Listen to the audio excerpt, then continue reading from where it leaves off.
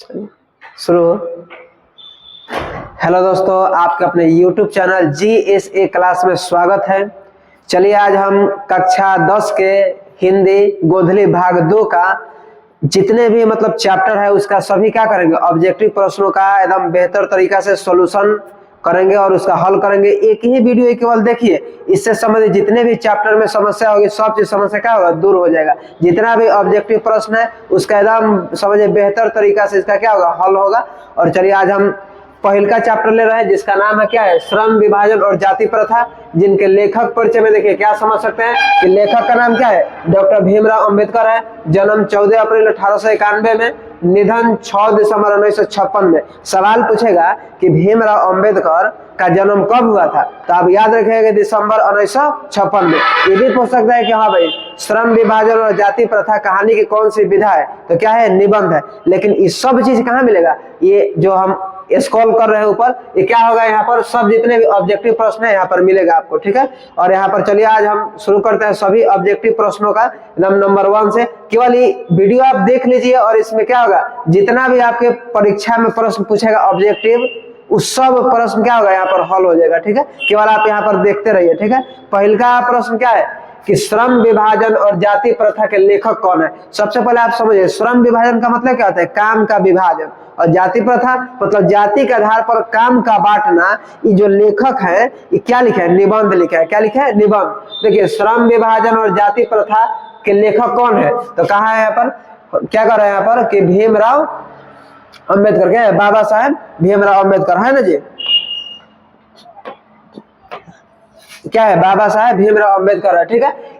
ऐसे भी सवाल पूछेगा कि बाबा साहब भीमराव अंबेडकर को और किस अन्य नाम से हम जानते हैं, तो देखिए संविधान के निर्माता यही है, संविधान के जनक कहे, क्योंकि देखिए परिवाची शब्द आप ध्यान पर रखिए, संविधान के जनक कहे चाहे निर्माता कहे चाहे संविधान के निबंध का जो संविधान लिखे है, संविधान के लेखक कौन है, यही बाबा साहेब भीमराव अंबेडकर, ठीक है।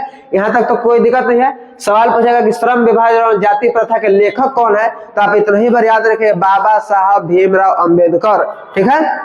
चलिए अब आगे हम प्रश्न में पढ़ते हैं इसके आगे, ठीक है। चलिए अब नेक्स्ट सवाल क्या है, कह रहे हैं यहाँ पर कि ध्यान से समझिएगा, कह रहे हैं कि लेखक बेरोजगारी, लेखक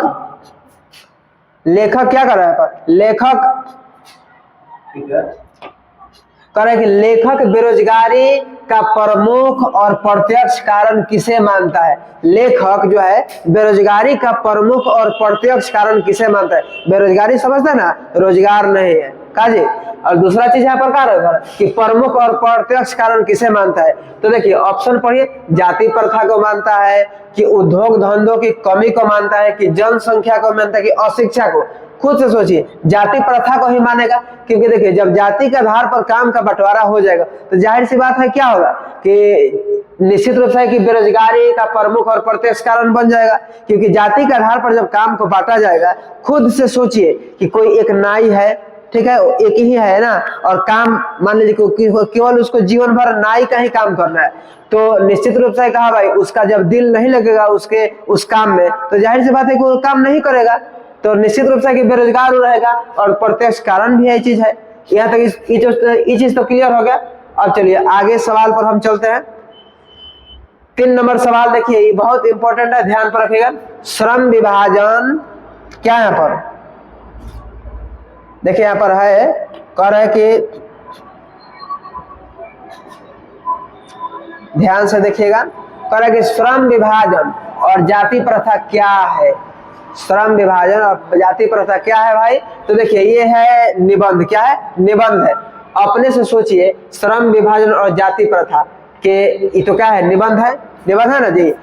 तो इस सवाल को इस हिसाब से भी बिहार बोर्ड में पूछ सकता है कि श्रम विभाजन और जाति प्रथा कहानी की कौन सी विधा है। क्या है, कहानी की कौन सी विधा है। सवाल ऐसे भी पूछता है कि हाँ, श्रम विभाजन और जाति प्रथा कहानी की कौन सी विधा है, क्या होगा, निबंध ही होगा।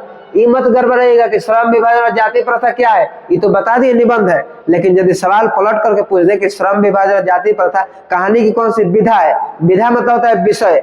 ऐसे दुनिया में सब चीज क्या है, संज्ञा है, लेकिन उसका भेद होता है ना। ठीक उसी प्रकार क्या है, सब चीज कहानी है, लेकिन उसमें भी बांटा गया कि ललित निबंध है, ये निबंध है, ये कहानी है, और ये व्यक्ति चरित्र है, ये भाषण है कि नहीं। तो ये सब चीज आप ध्यान पर रखिएगा।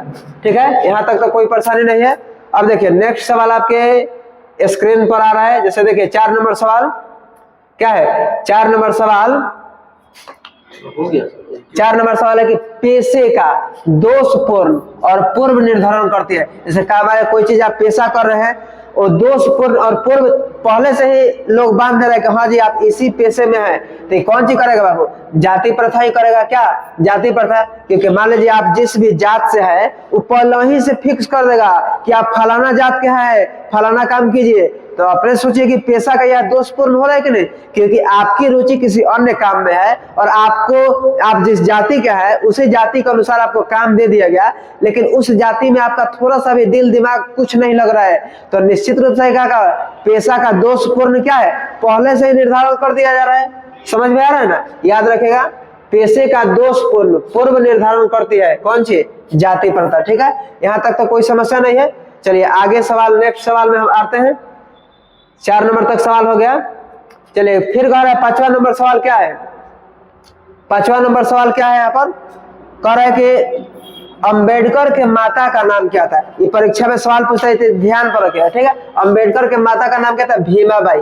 आप ऐसे ध्यान पर रख सकते हैं, अंबेडकर जी का नाम क्या था, भीमराव अंबेडकर। तो माता जी का नाम तो इससे रिलेटेड ना रहेगा, ऐसे आप हमेशा याद रखिएगा, भीमाबाई। क्या नाम रहेगा, भीमाबाई। इसमें कोई तकलीफ।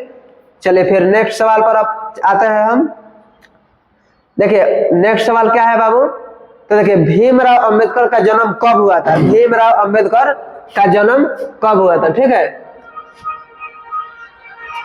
चलिए भीमराव अंबेडकर का जन्म कब हुआ था, कह रहा है कि 14 अप्रैल 1989 में, कि 14 अप्रैल 1890 में। ठीक है, 14 अप्रैल 1890 में, कि 14 अप्रैल 1891 में, 14 अप्रैल 1891 में हुआ। ठीक है, सब चीज ध्यान पर रखेगा, 14 अप्रैल भी। ठीक है, 14 अप्रैल भी ध्यान पर रखेगा, क्योंकि देखिए 14 अप्रैल है ना, इस हिसाब से आप ध्यान पर रख सकते हैं, केवल हमेशा की याद रखें आप हमेशा उस हिसाब से। इनका देखिए जन्म हुआ, एक आदमी थे, है ना, इस देखिए 14 अप्रैल 1891, हमेशा कैसे आप याद रख सकते हैं, भीमराव अम्बेडकर। बार बार ऐसे ऐसे महापुरुष जन्म नहीं लेते इस धरती पर, याद रखें। एक आदमी थे ना जी, ये हम याद करने के लिए बस ट्रिक बता रहे हैं, केवल इसको, अन्यथा ऐसे मत लीजिए इसका वास्तविक जीवन से कोई लेन देन नहीं है, केवल समझिए। एक आदमी थे का जी, चारों दिशाओं में इनका जय जयकार हुआ, अकेले थे, चारों दिशाओं में क्या हुआ, जय जयकार हुआ ना जी। इसके बाद देखिए केवल आप याद क्या रखें, 1 लिख दीजिए, बगल में 1 लिख दीजिए, कहा दोनों साइड 1 घेर दीजिए, और 8 और 9 रखिए, 1891। और 14 अप्रैल याद रखिएगा, 14 अप्रैल 1891 में क्या हुआ, इनका जन्म हुआ। ठीक है, आगे सवाल पर हम चलते हैं, नेक्स्ट सवाल पर। चलिए फिर क्या कह रहा है यहाँ पर, डॉक्टर भीमराव अंबेडकर का जन्म कहाँ हुआ था, डॉक्टर भीमराव अंबेडकर का जन्म कहाँ हुआ था। इस हिसाब से भी सवाल पूछेगा कि डॉक्टर भीमराव अंबेडकर का निवास स्थान कहाँ था। ठीक है, जहाँ वो मतलब जन्म लिए थे। तो देखिए कहाँ था, महू मध्य प्रदेश में। इसको भी आप याद करिएगा। तो देखिए भगवान जी भी एक बार सोचे कि देखिए भगवान के आगे तो सब लोग क्या है, सब लोग उनका शिष्य है, चेला है। तो देखे कि यार भगवान सोच रहे हैं कि हम इतना, हमारे भक्तों पर अत्याचार हो रहा है, ये चीज हम कैसे सहूं, इसलिए इन्होंने जगह चुना महू मध्य प्रदेश में, और भीमराव अंबेडकर के भेष में वो खुदे महाराज आ गए भगवान ने, और क्या किए, पूरा संसार को, जितने भी चीज मैंने अपने भारत देश में, क्योंकि जाति प्रथा जो है भारत में था, और जगह नहीं था। यदि और जगह जाति प्रथा होता तो भीमराव अंबेडकर आज PhD, चाहे इतने बड़ी बड़ी डिग्रियां उन्होंने हासिल की, कर पाते नहीं ना कर पाते। इसलिए भारत जाकर के उन्होंने क्या किया, पढ़ाई किया। चलिए महू मध्य प्रदेश में इनका जन्म हुआ। डॉक्टर भीमराव अंबेडकर का जन्म कहाँ हुआ था, महू मध्य प्रदेश में। इस चीज का आप ध्यान पर रखिएगा।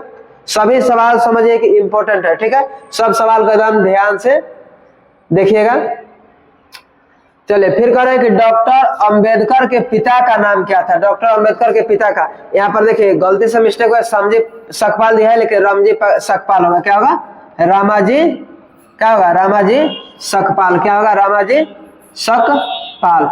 इसमें कोई परेशानी नहीं है, याद रखिएगा, राम जी सकपाल, ठीक है, इनके पिताजी का नाम था। नेक्स्ट सवाल पर हम आते हैं। देखिए यहाँ पर अगला सवाल क्या है कि डॉक्टर भीमराव अंबेडकर ने किस प्रथा को आर्थिक पहलू से खतरनाक, पहलू होना चाहिए यहाँ पर, क्या है पहलू, क्या है पहलू, फिर से सुनिए, डॉक्टर भीमराव अंबेडकर ने किस प्रथा को आर्थिक पहलू से खतरनाक क्या माना है। आर्थिक समझते हैं ना, पैसा से संबंधित है, आर्थिक मतलब क्या होता है, पैसा वैसा से संबंधित है, तो आर्थिक रूप से कौन सा जो है क्या है, कह रहा है कि भीमराव अंबेडकर ने किस प्रथा को आर्थिक पहलू से खतरनाक बनाए, मैंने पैसा कौड़ी से संबंधित क्या है भाई, तो जाति प्रथा है, क्या है जाति प्रथा। दहेज प्रथा तो है नहीं, का जी बाल विवाह प्रथा है नहीं, सती प्रथा है नहीं, जाति प्रथा। ये क्यों है आर्थिक पहलू से, अपने से सोचिए।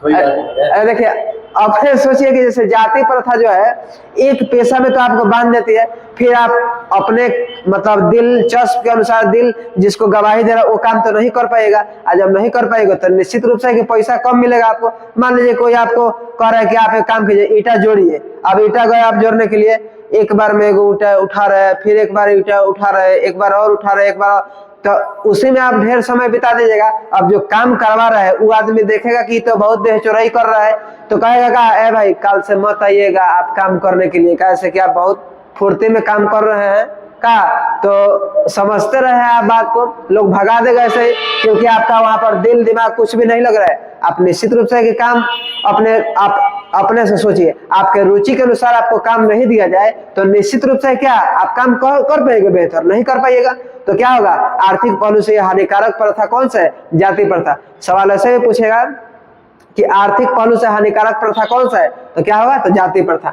इसमें कोई दिक्कत नहीं है। चलिए नेक्स्ट सवाल पर हम चलते हैं। चलिए देखिए नेक्स्ट सवाल यहाँ पर यह है आपके स्क्रीन पर कि जाति प्रथा भारत में बेरोजगारी का एक कारण बनी हुई है। जाति प्रथा जो है, जाति के आधार पर जो बांटा गया है काम, तो भारत में एक बेरोजगारी का एक प्रमुख कारण बनी है। कौन सी प्रमुख, मतलब मेन, इससे बड़का कोई नहीं है। और दूसरा चीज प्रत्यक्ष, जो साक्षात दिखाई दे रहा है, प्रत्यक्ष मैंने समझता है ना, प्रत्यक्ष मतलब जो साक्षात दिखाई दे रहा है, तो दुए गो है, प्रमुख भी है प्रत्यक्ष भी है। इसका आंसर कौन सा होगा, ग होगा, क्या होगा, प्रमुख और प्रत्यक्ष, ये दोनों नहीं होगा, ठीक है, प्रमुख और प्रत्यक्ष तो अलग अलग है, इनमें से कोई ये भी नहीं होगा, क्या होगा, प्रमुख और प्रत्यक्ष दोनों है, इसमें कोई दिक्कत नहीं ना। चलिए नेक्स्ट सवाल पर हम चलते हैं। चलिए आपका अगला सवाल यहाँ पर है, मूक नायक क्या है, क्या है मूक नायक क्या है, याद रखिए मूक नायक क्या है, पत्रिका है, क्या है मूक नायक क्या है, तो पत्रिका है, ठीक है, ये आप ध्यान पर रखिएगा सवाल। नेक्स्ट है आपके स्क्रीन पर सवाल, देखिए यहाँ पर क्या कह रहा है, थोड़ा सा सेट कर लें। देखिए यहाँ पर कह रहा है डॉक्टर अंबेडकर ने किस पत्रिका का संपादन किया था, डॉक्टर अंबेडकर ने किस पत्रिका का संपादन किया था। देखिए यहाँ पर क्या है, बहिष्कृत भारत, क्या है बहिष्कृत भारत। इसमें कोई समस्या नहीं है। एक बात याद रखिएगा, आप जितना रिवीजन करिएगा समझिए आपका बेहतर डिवीजन होगा। जो आप सोचते हैं हर लक्ष्य को पाने के लिए, आप जानते हैं ना कि हाँ भाई मेहनत करना पड़ेगा। हर किसी के जीवन में दो ऐसा दोस्त है जो उसके साथ हमेशा रहता है, एक मेहनत और दूसरा क्या होता है, निद्रा। ये दोनों आपका समझिए दोस्त ही है। आप किसी भी एंगल से ले लीजिए, मेहनत ज्यादा कीजिएगा तो निश्चित रूप से कि आप उसी के लायक बनेगा। निद्रा है तो भी आपका दोस्त है, 12 घंटा सोइएगा तो निश्चित रूप से है कि हाँ, बाकी क्या कीजिएगा आप अपने से सोचिए। उम्र 60 साल है या 12 घंटा प्रतिदिन सोते हैं, तो यानी कि आप मरणासन अवस्था में 30 साल बिता दिए हैं, तो जीवन में कुछ नहीं कर पाएगा। इसलिए आप यहाँ पर ध्यान दीजिए। चलिए नेक्स्ट सवाल क्या है, नेक्स्ट सवाल यहाँ पर आपके स्क्रीन पर कर, लेखक की दृष्टि में विडंबना की बात क्या है। लेखक की दृष्टि में विडंबना मतलब होता है उपहास, मजाक की बात क्या है। तो देखिए कह रहा है कि आर्थिक दृष्टि से जातिवाद उचित है, जातिवाद के पोषक नगण्य है। ये तो बातें गलती है, जातिवाद के पोषक तो बहुत अधिक है। काजी जातिवाद लोकतंत्र के विरोध नहीं है, तो सरकार की जातिवाद के पोषकों की कमी नहीं है। काजी लेखक की दृष्टि में विडंबना की बात क्या है कि जातिवाद के पोषकों की कमी नहीं है। शुरुआत में है नहीं कि लेखक इस विडंबना की बात करते हैं कि आज के युग में जातिवाद के पोषकों की कमी नहीं है। मतलब कि ये इतना सभ्य समाज है, पढ़ाई लिखाई वाला समाज है, इसके बाद भी लोग जातीयता के बारे में बतियाता है, तो अपने से सोचिए कि वो कितना नीचपन वाला काम करता है। तो यदि आप इस स्तर पर हैं तो सोच ले रहे हैं कि ना भाई जात वाला बात बहुत समझे खतरनाक है। तो भीमराव अम्बेडकर उस समय क्या यही ना बोले कि हाँ जी, लेखक की दृष्टि में विडंबना की बात क्या है, मजाक की बात, कि हाँ भाई आज के युग में भी जातिवाद के पोषकों की कमी नहीं है, इतना समाज आगे बढ़ गया और आज भी लोग जातिवाद के चक्कर में है, तो इससे मजाक वाली बात क्या हो सकती है। अपने सोचिए, क्लास 10th में है, 6, 7, 8, 9, 10 में है, चाहे 6, 7, 8 में है, पढ़ रहे हैं और आप गाली दे रहे हैं, तो निश्चित रूप से इससे मजाक वाला बात क्या हो सकता है। आपके अंदर भगवान विचार करने का, सोचने का सब शक्ति दिए हैं। डायरेक्ट आप किसी से गाली दे करके ना बतिया कर, आप साक्षात बात कर लीजिए कि हाँ जी क्या समस्या है ना जी। तो यदि आप गाली देते हैं तो निश्चित रूप से क्या है, यहाँ पर ये विडंबना की ही बात है, उपहास की ही बात है। चलिए नेक्स्ट सवाल यहाँ पर आते हैं। चलिए नेक्स्ट सवाल क्या है कि जाति प्रथा श्रम विभाजन के साथ साथ किसका रूप लिए हुए हैं। जाति प्रथा देखिए, श्रम का तो विभाजन है ही है, साथ ही साथ श्रमिक का भी विभाजन हो गया है। श्रमिक समझते हैं, मजदूर। श्रमिक का मतलब यहाँ पर क्या होगा, श्रमिक। श्रमिक का मतलब यहाँ पर क्या होगा बाबू, मजदूर। क्या होगा, मजदूर। क्या होगा, श्रमिक का मतलब होता है क्या, मजदूर। तो कह रहे हैं यहाँ पर कि श्रमिक जाति प्रथा जो है, जाति प्रथा जो है श्रम का विभाजन माने काम का तो बंटवारा कर ही रही है, साथ ही साथ किसका रूप लिया है, श्रमिक का माने मजदूर का भी विभाजन कर दे रही है। अब समझिए, कोई आदमी नाला साफ कर रहा है और कोई आदमी समझिए कि नाला साफ करवा रहा है, तो कोई आदमी कोई इज्जत देगा। तो देखिए आप कम से मान कि कोई नाला साफ कर रहा है, कोई आदमी ट्रैक्टर से खेत जोत रहा है, तो कहेगा ना वो नाला वाला साफ करता है। यहाँ पर क्या हो रहा है, व्यक्ति का विभाजन हो रहा है कि नहीं हो रहा है। ये काहे हो रहा है, क्योंकि जाति के आधार पर काम को बांट दिया गया है, तो विभाजन तो होगा ही। तो इसलिए यहाँ पर क्या कर रहे हैं लेखक साहब कि जाति प्रथा श्रम विभाजन के साथ साथ किसका रूप लिए हुए है, यहाँ पर श्रमिक विभाजन का, माने आदमी का भी विभाजन कर दे रही है। समझ में यहाँ पर आ गया। चलिए नेक्स्ट सवाल पर आते हैं हम। चलिए नेक्स्ट सवाल आपके सामने प्रस्तुत है।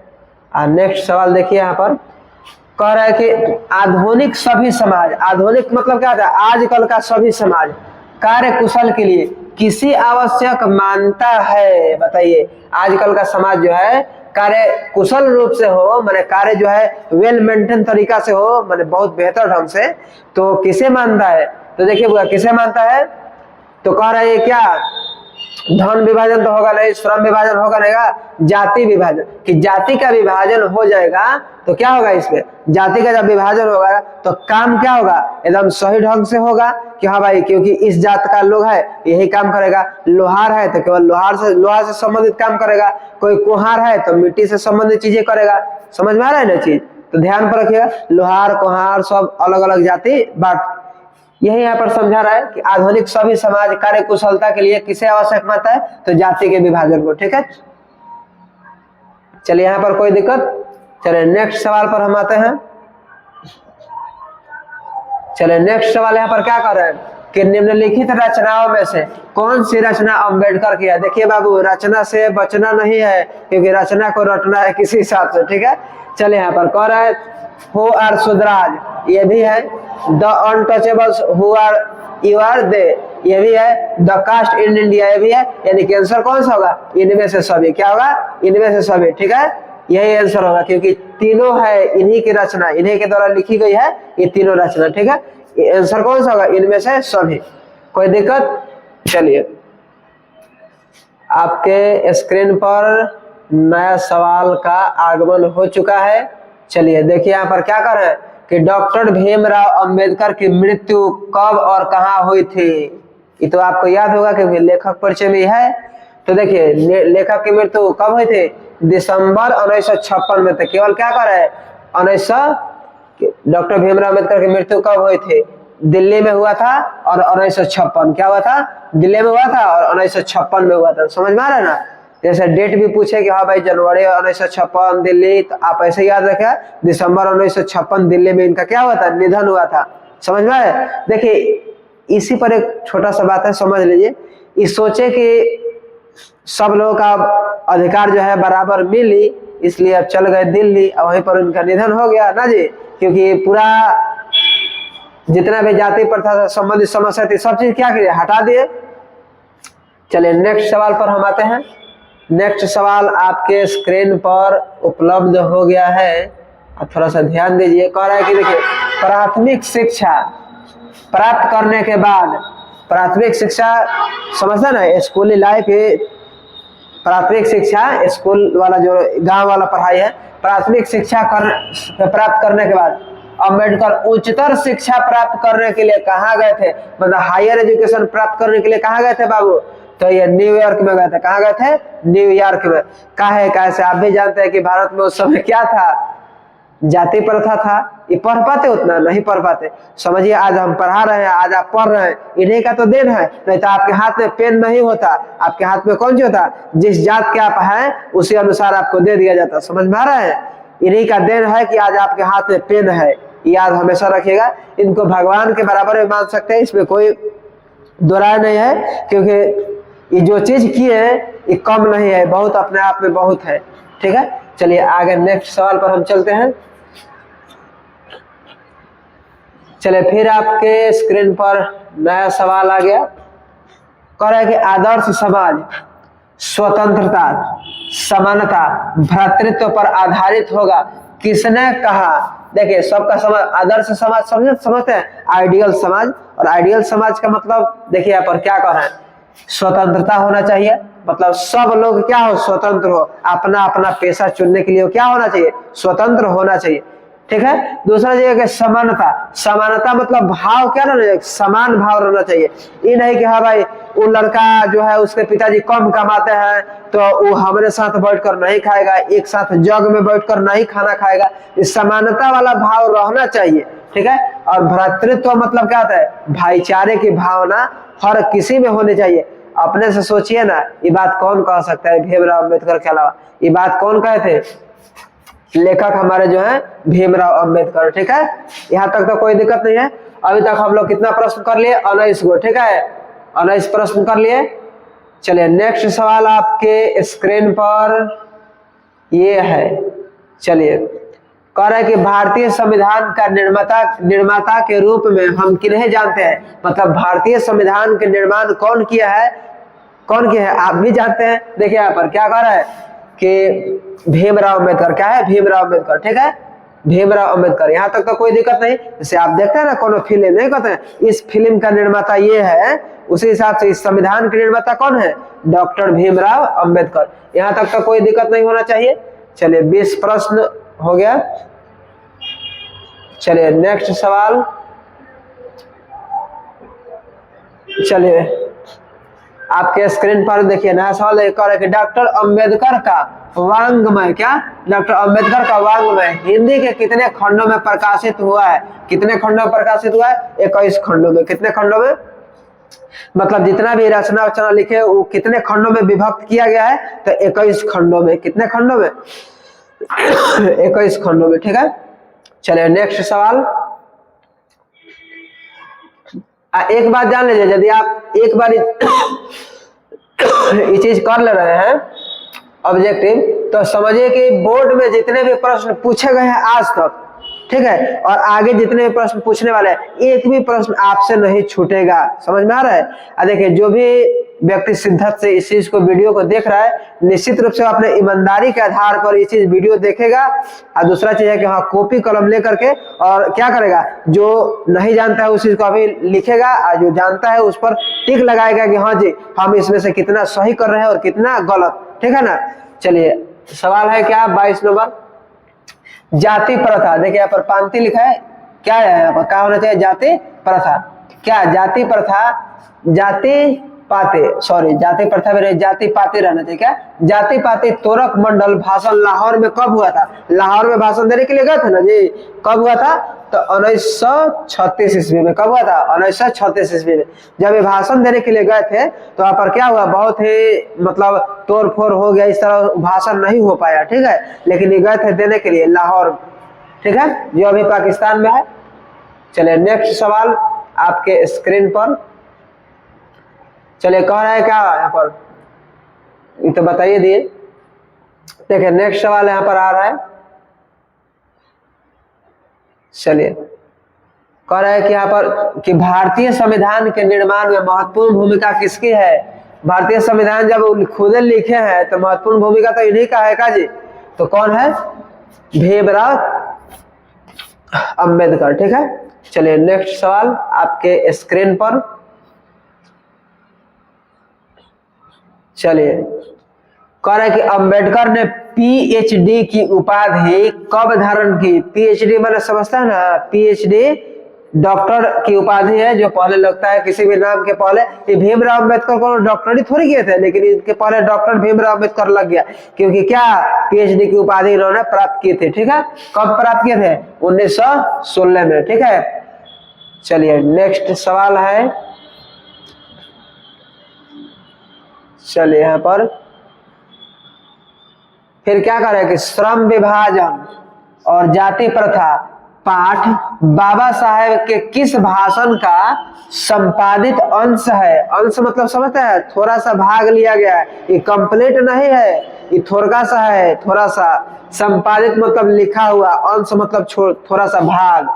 किसका है जी, द एनिहिलेशन ऑफ कास्ट। क्या है, एनिहिलेशन ऑफ कास्ट, इसी का अंश है। सवाल पूछेगा कि जाति श्रम विभाजन और जाति प्रथा कहां से लिया गया है, किस भाषण से लिया गया है, तो एनिहिलेशन ऑफ कास्ट से। ठीक है, ये चीज आप याद रखिएगा। ये देखिए ये क्या था, इंग्लिश में था, एनिहिलेशन ऑफ कास्ट क्या था, इंग्लिश में था, जिनका हिंदी में रूपांतरण ललाई सिंह यादव ने किया। ठीक है, चलिए नेक्स्ट सवाल, सब सवाल बेस्ट है। ठीक है, नेक्स्ट सब सवाल नेक्स्ट कर रहे हैं, इसका मतलब सब सवाल क्या है, बेस्ट है। ठीक है, ये तो बताइए दिए थे। चलिए नेक्स्ट सवाल आपके स्क्रीन पर, चलिए यहाँ पर देखिए क्या कह रहा है कि आधुनिक सभी समाज श्रम विभाजन का आवश्यक क्यों मानता है। कि आजकल का जो समाज है श्रम विभाजन का आवश्यक क्यों मानता है। देखिए कार्य कुशल के लिए मानता है, कि भाईचारे के लिए मानता है, कि रूढ़िवादियों के लिए, कि उनमें से कोई नहीं।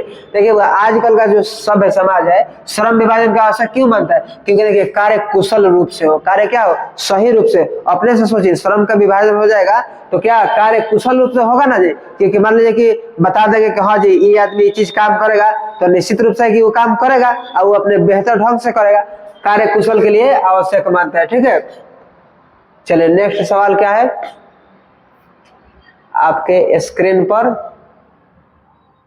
चलिए कह रहा हुआ कि अंबेडकर के भाषण एनिहिलेशन ऑफ कास्ट को किसने हिंदी में रूपांतरण किया था। मतलब हिंदी में किसने भाषांतरित मतलब भाषा को चेंज किया था, इंग्लिश से हिंदी में किसने किया था, तो ललाई सिंह यादव ने। ठीक है, ललाई सिंह यादव। ठीक है, इस चीज को आप याद रखिएगा, इंपॉर्टेंट है, हमेशा एग्जाम में पूछता है।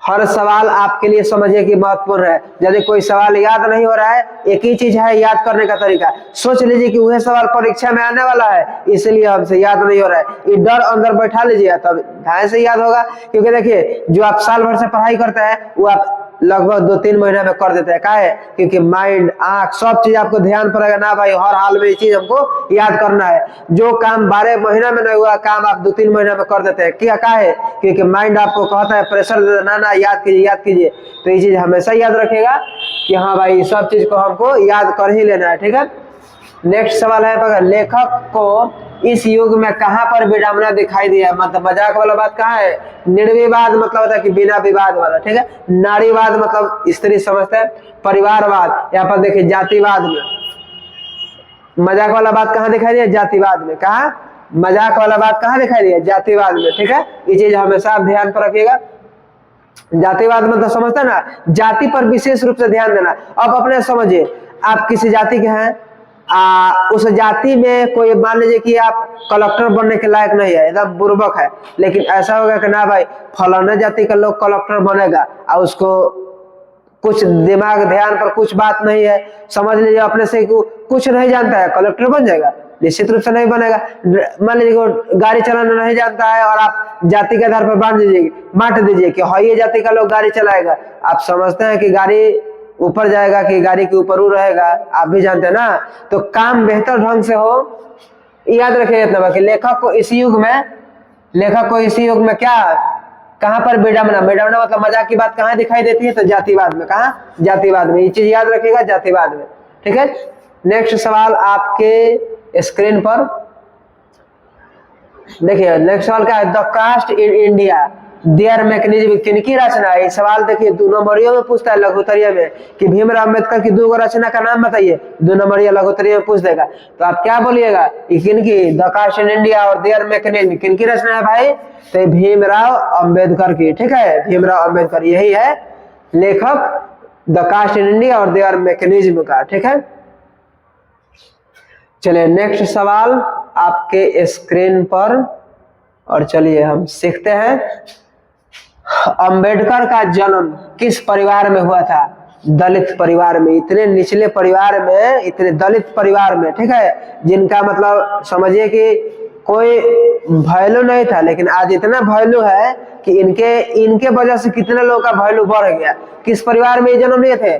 दलित परिवार में। किस परिवार में? गलती से तो हम सोच रहे हैं कि कहीं यदि इसमें जन्म ले लिए होते तो समझिए कि और दुर्भाग्य होता। चलिए नेक्स्ट समझिए। नेक्स्ट सवाल आपके स्क्रीन पर क्या है? करेंगे सभी समाज की आवश्यकता क्या है? समाज की आवश्यकता क्या है? अणुबम। बम आवश्यकता है? नहीं है भाई। फिर देखिए दूध पानी, जाति प्रथा और श्रम विभाजन। तो सभी समाज को आवश्यकता क्या है भाई? यहाँ पर श्रम का विभाजन, काम का क्या होना चाहिए? बंटवारा होना चाहिए। सभी समाज की आवश्यकता है। नेक्स्ट सवाल आपके स्क्रीन पर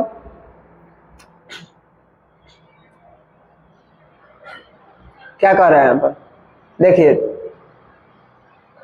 कह रहा है कि अंबेडकर के चिंतन व रचनात्मक के लिए प्रेरक व्यक्ति थे ज्योतिबा फुले है, कबीर है, बुद्ध है और इनमें से सभी। आंसर क्या होगा? इनमें से सभी। क्योंकि देखिए तीनों आदमी को ये अपना आदर्श मानते थे। तीनों आदमी को क्या मानते थे? आदर्श। बुद्ध को, कबीर को और ज्योतिबा फुले को। क्योंकि देखिए तीनों आदमी का ये फैन थे। आप भी किसी ना किसी आदमी का फैन होंगे। आप अपने माता पिता के फैन है, निश्चित रूप से है। उसी हिसाब से क्या ये भी फैन थे। किनका किनका? ज्योतिबा फुले, कबीर और बुद्ध का। ठीक है, आप हमेशा याद रखिएगा। ठीक है, बुद्ध, कबीर और ज्योतिबा फुले को क्या? यहाँ से खड़ा होकर बताइए। ठीक है, हाँ इधर से चलाइए, आप उधर मत जाइए। ठीक है, आप ठीक। इधर आइए तो इस पे। हाँ हाँ हाँ, आ जा रहा है, आ जा रहा है। जैसे आप आगे बढ़ो। ठीक है, चलिए ठीक, पूरा उधर मत चलाइए। ठीक है। नहीं आप पूरा उधर नहीं आता। ठीक ठीक, यहीं पर है। बोर्ड के अंदर है ना। ठीक ठीक। चलिए नेक्स्ट सवाल आपके स्क्रीन पर 33 नंबर सवाल। ठीक है, 33 नंबर सवाल जो है आपके स्क्रीन पर है। सवाल पूछ रहे हैं, देखिए अंबेडकर क्या है? सवाल पूछ रहे हैं यहाँ पर कि अंबेडकर की दृष्टि में भाईचारे का क्या वास्तविक रूप कैसा है? भाईचारे का वास्तविक रूप कैसा होना चाहिए? दूध पानी के मिश्रण की तरह। क्योंकि उसमें कोई चाहेगा कि हाँ दूध को हम अलग कर ले, पानी को अलग कर दे। हाँ, केमिस्ट्री के नियम के अनुसार वो अलग कर सकते हैं, लेकिन दूध पानी ऐसे आप उठा करके दिखा दीजिएगा कि हई दूध है और हई पानी है, नहीं दिखा सकते। उस हिसाब से भाईचारे का वास्तविक रूप ही मानते हैं। अंबेडकर की दृष्टि में भाईचारे का वास्तविक रूप कैसा होना चाहिए? तो दूध और शक्कर के मिश्रण की तरह। ये भी क्या है? गलत है। क्या है? ये भी गलत है। ठीक है, दूसरा क्या है कि पानी और नमक के मिश्रण की तरह। ये भी क्या है? ये भी ऑप्शन क्या है? गलत है। दूध और पानी के मिश्रण की तरह क्या होना चाहिए? दूध और पानी के मिश्रण की तरह। ये क्या है? ये जवाब सही है। ठीक है, चलिए नेक्स्ट सवाल पर हम चलते हैं। चलिए नेक्स्ट सवाल पर कहाँ गया भाई? यहाँ पर रहिए।